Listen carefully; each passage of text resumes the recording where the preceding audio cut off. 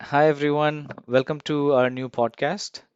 Today we have Sharath K. He's from Florida State University doing his postdoc. Very warm welcome to you, Sharath, to this podcast. How are you doing today? Doing good. What about you? Okay. Yeah, I'm doing well. Thanks for asking. Maybe before we start the podcast, just for everyone's awareness, Sharath and I studied back in with the Academy of Science and Technology. We did a bachelor's in mechanical engineering together, same class, spent 4 years together. And through that, I know his whole journey, but I thought he has a very interesting journey doing his master's, then his PhD, and then eventually his postdoc at Florida State University. With that, over to you, Sharath. Please feel free to introduce yourself. Go ahead. Thank you, Anish. So, as Anish said, we were spending our days back in bachelor's when we did Academy of Science and Technology back in Kerala. After that, actually, Anish went to UAE and I was doing my master's because I have qualified GATE in the last year of my BTech and then I got into Government Engineering College, Thrissur. There I was doing master's in mechanical engineering.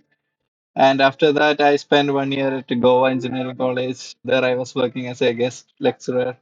And from there, I got introduced to the world of PhD. My professor, like the HOD in Government Engineering College, Goa, he has introduced the idea of PhD into my mind. And then I Hmm, started looking into opportunities, both in India and abroad. But hmm. I was most favored into the opportunities in India. And as you Okay. know, I'm little more oriented towards the hope. Hmm. So I found out IIST there. It is actually a newer college compared to older IITs, but it is Okay. in focused in space science and technology. There we have the aerospace engineering department, Hmm. and I joined there for my PhD. I done my PhD in computational fluid dynamics, specifically Okay. the transition to turbulence. So Okay. that work is much focused on like how transition is happening inside a Hmm. combustion chamber of a spacecraft, something like Okay. a aerodynamic Hmm. perspective. And then I went to, after my PhD, I was like, I have two options, either join industry as an R&D engineer or go into academia. So for transitioning into academia, I need much more training. It is not after PhD. You can join, but you need some of the training of how to do the research proposal and how to do the Okay. industry workshop and all. So I applied for different posts and I got to know that from my IST. He told that there is a group in Florida State University, which is very similar to my work, but different aspects of aerodynamics. So Okay. I applied for my the postdoctoral fellowship in Florida State University and I got it. Then Okay. I came to US in like a J1 visa as a A1. Okay. postdoctoral researcher. And that was last year, right? So it's been a year for Not you. last year, 2023. So 2023? yeah, Oh, it's been three three years now. years. Not 3 years. Okay. I joined here in Okay. 2023 November. So like November. the Okay. yeah, Almost. Okay. start of Two 2024. two Yeah, years. Okay. No, that's interesting journey, right? yeah. And so you got your J1, and J1 is valid for 3 years, right? J1 is actually valid according to your position, how much Okay. years your this position is offered, but it is Mm-hmm. capped at 5 years. So you cannot 5 years. go beyond 5 years on J1. You either have to Mm-hmm. switch to H1B or like any other visa type. Okay, got it. And what was the process of getting the postdoc admission? I think the main part that I was interested in to showcase to our audience or anybody aspiring to do a postdoc in US, what does that process looks like? I know you had your PhD program where your professor kind of recommended you to this group within Florida State University because he was already aware of it, right, in some form. And then he provided a recommendation so that you could actually interview with them because the topic is very similar to what you did in PhD, and then it kind of matches with your profile, right? That's how you ended up having at least the interview. Yeah. It is not something that you directly applied. Is that No. correct? Or Yeah. It is like I got introduced to my the current supervisor from my previous professor. So okay. actually there is that in the link. I'm not a like a unknown person for the current supervisor. He mm, mm, actually doesn't know my HOD directly, but mm, they mm. have a common friend. And so this is how the academia basically works with your connections. So either you Mm, might be mm. connected or your professor, or like you Okay. will be getting some interlink between Mm, every person. mm. But Okay. when you are approaching the interview, you might need a person to introduce you. But after the interview, it is on your own work All on and you. like your Mm. attitude. So when I was applying here, actually he has gone through my profile and then he has selected me for the interview process, and then I joined Okay. here. And also, when you are doing the PhD, you might get actually, I was not much aware of the persons abroad, but I will be Okay. connected with some of the persons when I am going for the conferences and all. I'll Mm, be connecting to much of the professors which will be working in my area. mm. So I have applied to IIT Kanpur also at that point of time when I was doing my Okay. end of my PhD. Uh, Mm, mm, mm.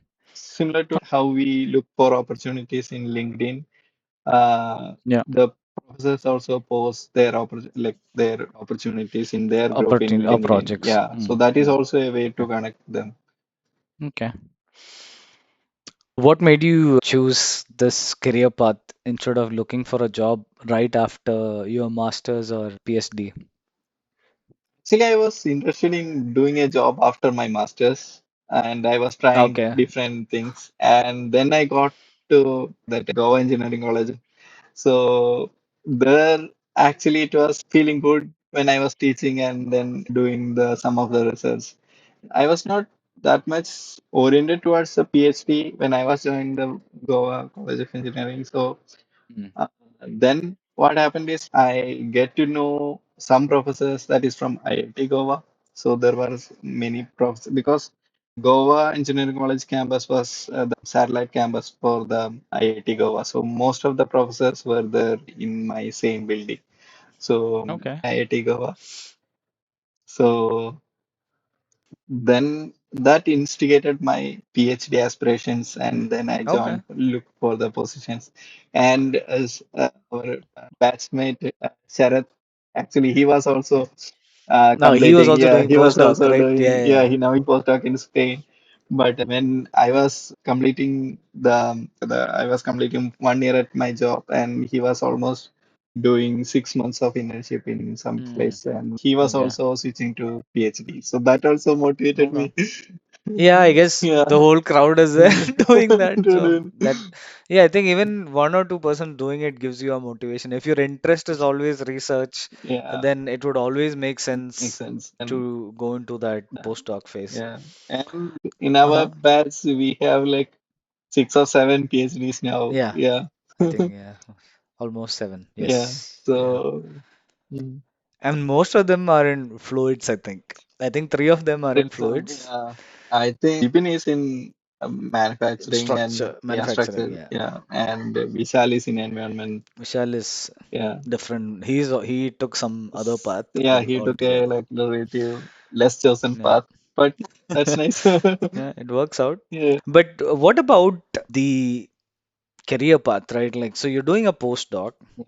What is a range of stipend that a postdoc student can expect for most of the universities there, right?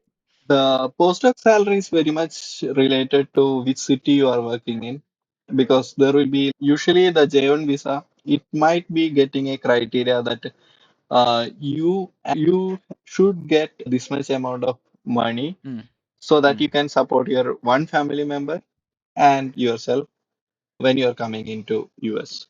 So okay. that might be ranging from 50 to 80K Okay. depending on cities. Yeah. And I don't know how the cities with higher living cost, Mm. what is the range for them also. Mm, But I guess do your own research before Yeah, coming in, for all of that. that will be Mm, informed by to you by the CG, that is the mm, Center for Global Engagement or international student. There will be one office for the international students, and mm, they mm, will be mm, connecting with you and asking you mm, about mm. all the appointments and all these things before you are getting Okay. your DS 2019, which is the Mm, a visa letter that Okay. might be getting for your visa interview and all. So Okay. that is one thing. And another thing is depending on your funding, you might be getting a sometimes you will be getting a international scholarship for doing the research. That time your supervisor doesn't have to pay you from the research grant he is getting. Mm, So mm, mm, that mm. will give you a higher amount of scholarship amount because that Okay. is directly coming to you from the government. Or sometimes it will be Mm, like the research which is happening inside the university that will be under the supervisor. So he will be deciding your salary and mm, other mm. remuneration. Okay. So basically, if you're doing a postdoc, Mhm. you are getting paid Yes, the bare minimum. yes, When you apply for your J1 visa, you don't need to showcase any funding no, because you're coming here pretty much on a salary salary. and you're self-dependent. There's no fees to pay. You're just doing a research on a particular topic. Yeah, And eventually, once your postdoc is over, the only path, the easiest path I've seen is that you go into academia, and because there is a different process for visa yeah. for that path. Otherwise, H1B, it's a whole different game from a industry perspective. Yeah, and got it. So let's say it's literally no expense moved to US if you're doing a postdoc, except for the visa charges or the flight tickets and You have to show your insurance first when you are entering into insurance. US. Yeah. Okay. Mm, mm, And another charges will be your first month of living cost mm, because you might be getting your salary 1 month or 2 weeks after you are joining. mm. So that is only amount you have to be kept with you when you are coming into US in J1 visa. Okay. Yeah. Okay. Can you, I think one question I wanted to ask is if you can explain your project without sharing any confidential details in a one pager or in under 30 seconds, would you be able to explain it? Yeah, sure. If you are asking me what I'm doing, I'm an computational researcher. So what I do is there is a set of mathematical equations that is governing the fluid flow. So we are Hmm. solving this governing equation by using computers. And for Hmm. that, we use an approximate Navier-Stokes equation, which is the governing set of equation for the fluids. Mm, So here for the my postdoctoral work, I look into two different projects. The first one is for body effect on hypersonic transition. So here we all know that there is the higher intensive research that is going in hypersonic vehicles. So I'm looking into how this hypersonic transition over a ogive cylinder for body. That is like a very crude design of a space vehicle so that we can okay. understand how the fluid is flowing around this cylinder for body. And later we can use this insight to design a higher aerodynamically structured hypersonic vehicles.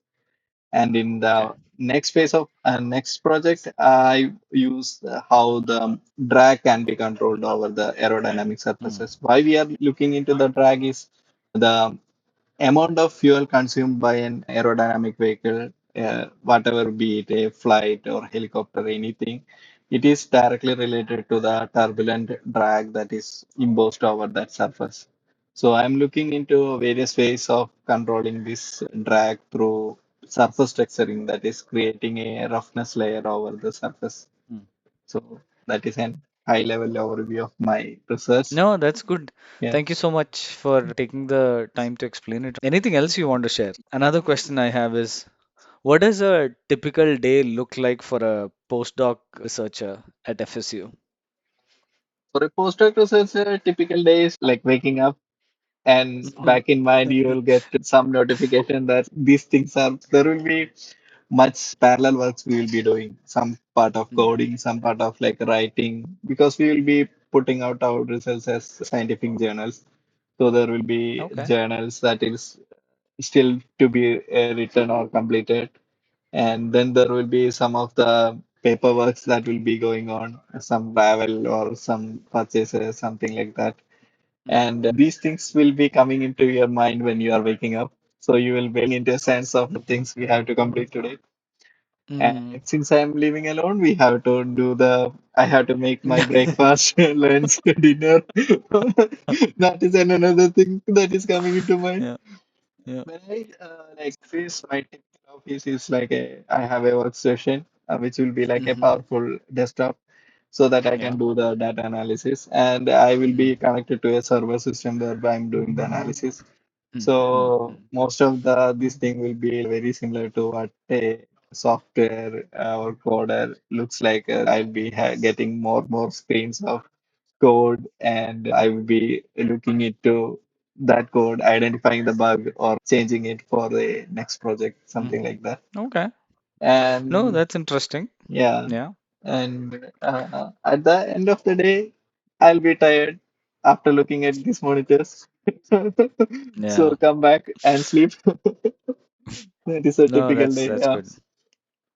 I think last but not the least, this would be the last question. What is one message you want to give to young researchers to remember about your postdoc journey? So, and I'm like most of the times, all the researchers will be like feeling very tired or feeling very low energy levels. Not because of the work pressure, it is because of some of the self-induced pressure. So Mm. that is Okay. actually you will be competing with yourself and also your colleagues. Knowingly or unknowingly, there will be some comparisons, and that will be always tiring you from into a more. It's always you need a creative mind, right? So instead of the creative mind, you will be always having an anxious mind. So Mm. I will suggest all researchers to take a break and take your own time. Everything will work out. And if nothing is working out, that's also fine because at least they are doing something is tough for all persons. And research Mm. is not an easy job. Research is Yeah. very tough. You have to think a lot. You have to be rigorous. You have to be the work intellectually, not physically. So I would Yeah. when No, that, I that I think you have yeah that put is it an together perfect in a few sentences, and it's makes a lot of sense to me. As I'm hearing a lot of my friends talk about postdoc, including you, about how their journey has been, and I've seen how the risk versus reward is obviously very high. It's very rewarding because it's very satisfying to your own. You have the purpose exactly that you want to do the research, and at the end, you see the outcome of what you worked on, right? That is really correct. great. But the actual process itself is very crucifying Yeah, sometimes to go through it. But since if you already enjoy research, then I don't think it's a problem because you would enjoy the whole process, right? Because in the end, you have always targeted for it.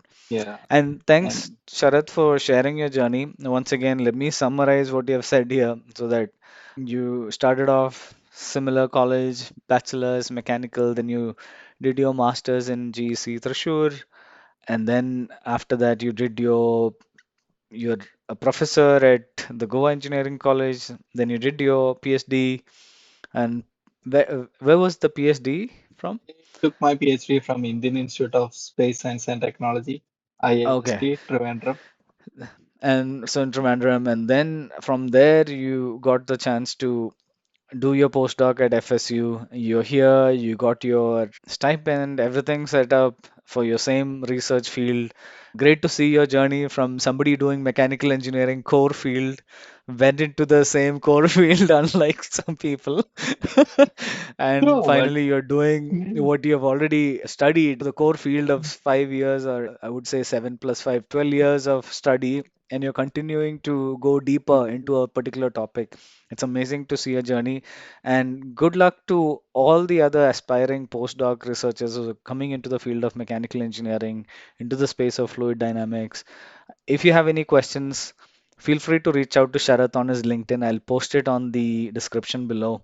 Feel free to reach out to him if you need any guidance or support. He will be there to help out. And thank you so much, Sharath, thank you for so being much. here today. Appreciate it. We'll see you soon. So, yeah, thank you, Anish, for this wonderful opportunity. It is actually my first time doing a podcast, so I don't know how well I have done it, but It doesn't still, matter. yeah, these are We like gave it a try. these are the things which we would like to know, right? How well Yeah. we are doing new things. Yeah. That always Hmm. gives you a like hi, I think if anybody reaches out to you for a postdoc advice, I think they should watch this video first, yeah, then come back to then come you, back to you. right? Yeah. And I would Yeah. appreciate if anyone connect to me with any of the his or her doubt on Mhm. the doing the PhD or doing the postdoc. I Mhm. would like happy to guide them. Yeah, No, wonderful. Thank you, Sarath.